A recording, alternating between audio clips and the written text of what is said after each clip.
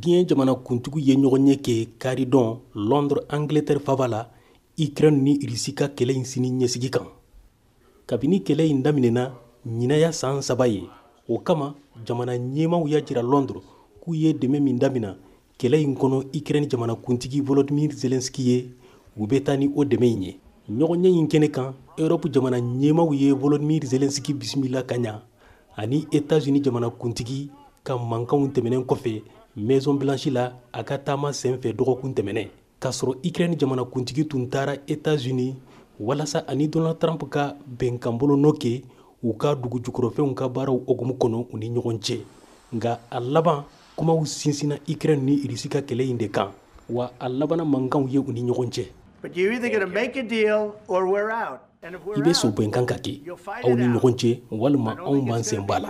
N'aw ɲ'an sen b'a la, aw kelen bɛ kɛlɛ in kɛ. N'o kɛra ne hakili la o cɛ man ɲi, bawo aw kelen tɛ se. Nka n'aw sɔnna ni bɛnkan bolonɔ kɛra, o ye ko ɲuman ye aw ma. Nka aw tɛ mɔgɔ waleɲuman dɔn, o dun fana tɛ ko ɲuman ye. Donald Trump kɔkanko minisiri Marco Rubio y'i sinsin Donald Trump ka kumaw kan. N'a ko Zelensky bɛ sɔn ka diɲɛ kɛlɛba sabanan lawuli n'o ye 3e guerre mondiale ye, bawo a ma sɔn bɛn ka kɛ kɛlɛ in ka ban. Marco Rubio ko fana kɛlɛ in bɛ se ka ban kuma ɲɔgɔnya dɔrɔn de la, n'o tɛ ka marifaw ta ɲɔgɔn kama o t'a ɲa ye. A ye nin kumaw fɔ Vice-Week jɛmukan senfɛ ABC jabaraniso la. Ne b'a fɔ aw ye nin kɛlɛ banni feere ye sikafɔ dɔrɔn de ye, sikatɔ la. Bɛɛ b'a dɔn nin kɛlɛ in man ɲi, mɔgɔw bɛ ka sa, yɔrɔ bɛ ka tiɲɛ cogoya sugu bɛɛ la. Ni fɛɛrɛ ma sɔrɔ a la, a bɛ bonya de ka taa fɛ. Wa ne hakili la ni sikafɔ kɛra fɛɛrɛ bɛ sɔrɔ, kow bɛ se ka taa ɲɛ o la. An bɛ waati min Ukraine soldasiw joginenw dɔw senw walima u tɛgɛw tigɛra, nka u seginna ka taa kɛlɛyɔrɔ la. U taara fara Ukraine soldasi 380 minnu jogina kɛlɛ in senfɛ Zelensky ka fɔ la. Nka fanga sina politikitɔ mɔgɔw n'o ye démocrates ye k'a man kan Trump n'a ka marabagajɛkulu ka Ukraine bila tancogo la. Amy Klobuchar ye démocrates ka sénateur ye.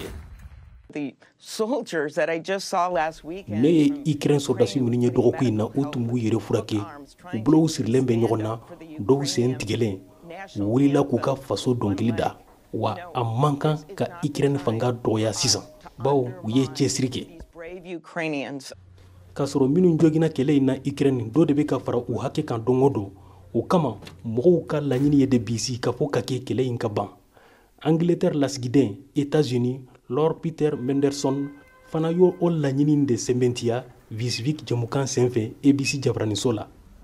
We have to give peace a chance. We have to give to create the circumstances. Hɛrɛ ka kan kana, wa an kan ka fɛɛrɛw sigi sen kan ka Putin, Russie k'u lasigi jagoya la kuma ɲɔgɔnyaw ka kɛ.